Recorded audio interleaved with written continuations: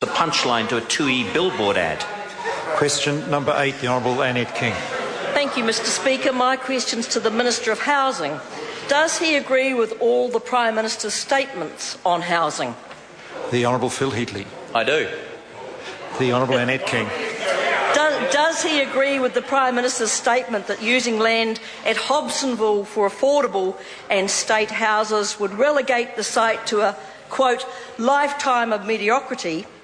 If so, why is the government now prepared to build what he has called affordable homes on this site? The Honourable Phil Heatley. I think members know that the Prime Minister made it clear that there wouldn't be any state housing on Hobsonville. The main reason for that, Mr. Speaker, is that the demand in that area isn't very high, and Housing New Zealand can build houses on much cheaper land, more affordable houses in other parts of Auckland, which is the sensible thing to do. Once again, Annette King is changing history. The Honourable Annette King. Pathetic. Supplementary question, Mr. Speaker. In light of his statement that the Hobsonville affordable housing scheme demonstrates innovative commercial market-based solutions that could be replicated elsewhere in New Zealand, what is the breakdown of the actual cost of land, house and development for an affordable home to be built at Hobsonville? The Honourable Phil Heatley. Mr. Speaker, the bare land cost at Hobsonville's 46k, land for road and reserves 46k, infrastructure works 80k, professional consultants 18k, consenting fees and development levies 10k, the total cost before finance and margins 200k. Mr. Speaker, that's just the land, but apparently the Labour Party is going to build 100,000 houses, but not you. Order. Members, the Minister's not responsible for the Labour Party. Pathetic again. I'm sure he wouldn't want to be. Question, Mr. Speaker. The Honourable Annette King. Has he visited sites within the current Auckland city boundaries, for example in Mount Roskill, Glen Eden and Mangere, to view homes that have been built for $300,000, including land, house and development costs? They are of quality and affordable. If not, why should New Zealanders believe the government that the only place that you can build a $300,000 house is in Lumsden? The Honourable Phil Heatley. Mr. Speaker, I have visited sites in those areas in the last few years. I think what the public question, Mr. Speaker, is that you can build 100,000 houses in 10 years. That's one house every hour, 24 hours a day, 7 days a week, for 10 years and still be 13,000 houses short. That's what that party thinks Housing New Zealand is going to do. The Right Honourable Prime Minister. Supplementary, Mr. Speaker, if it is so possible for houses to be built for $300,000 in Auckland, unsubsidised, why isn't it happening today, and why would the government need to get involved? The answer is it's not. The Honourable Order.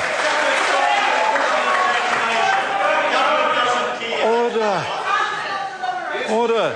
Have the Labour benches quite finished? The Honourable Phil. Mr. Speaker, I have to say that... Order, is this a point of order? It is. The noise over here was rather too loud, and I would sure like to hear that question again, please. Order, I believe the noise followed the question. The Honourable Phil Heatley to answer the question. Mr. Speaker, it's because builders and developers advise us as the National Party that when they sell a property, people expect to buy the house and the land, not just the house. The Honourable Annette King. How many houses was New Zealand building in the 2000s? How many houses was New Zealand building in the 1970s?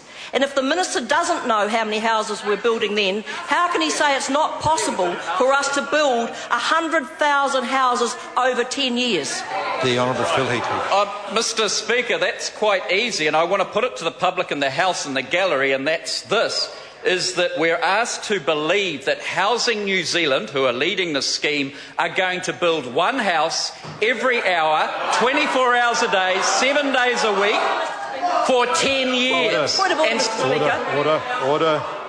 Point of order, the Honourable Annette. That was nowhere near the question I asked, and no one has ever said Housing New Zealand was going to build the houses. They're not building them. Before I call the Honourable Member, the Leader of the House knows he shouldn't interject like that on a point of order. It was a point of order. Order. No order. The Leader of the House knows he shouldn't do that either.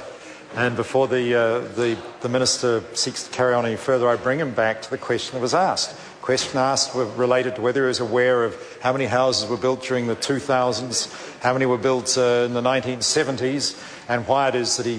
forgive me, I don't want to go any further in case I get the question wrong. But the Minister, in answering it, I think should have made some reference to whether he knows how many houses were built in that period of time, in those 10 years. The Honourable Phil Heatley. Well, Mr Speaker, I don't know how many houses... Is it a point of order? But the Honourable David Payne. I seek leave to table a calculation, sir, to show that if a house was built every hour... Order, no, the source of this document. I have prepared, sir. Order. 613,000 houses. Order. Now, someone will be going soon if this nonsense carries on. I will not tolerate... Order. I'm on my feet. And the member knows that is not a point of order. Now, it's been pretty good. Just as well I didn't see who that was. This nonsense will stop. It's gone on too long. It's just too noisy, too disrespectful of this place. And I just want the House to come back to order. The Minister to answer that question, the Honourable Phil Heatley. Mr Speaker, I don't have the... Mr Speaker, I don't have the numbers of houses built, but I do have some statistics on housing in New Zealand, and it shows that interest rates, rent increases and property prices increases... Order. The member will resume his seat. How does interest rates during the period of the Labor government respond to the question asked? No order. I'm not even going to give the Minister the chance to answer that because I'm struggling to, and I'm not going to give the Minister the chance to do that because it's not reasonable. The interest rates during that period are not relevant. The member asked the Minister whether he knew how many houses were being built during the 1970s and the 2000s. It would seem the Minister doesn't know, and we're not going to waste further time in the House if he doesn't know. It's not his fault if he doesn't, but we're not going to waste time. I'll give the Minister one more chance. I started the answer by saying I didn't have that information in front of me. That, therefore, has answered the question. This is a supplementary question. The Honourable David Payne. I would ask, Mr Speaker, whether the Minister checked his arithmetic coming to the House, because by my reckoning, if there was going to be one house built every hour, for every hour of the day, 7 days a week for 10 years, there would be a build of 613,000 houses, not the 100,000 houses that the Labor Party says we're going to build. The Honourable Phil Heatley. Well, Mr Speaker, I guess that the media gallery will now go away and do that calculation and we will find out the answer. Question number 9. Now, order. Order. This is just... The Minister's skating on thin ice. I'm warning him. I was on my feet. He was continuing to interject as he is now, and this will stop. Just a little discipline.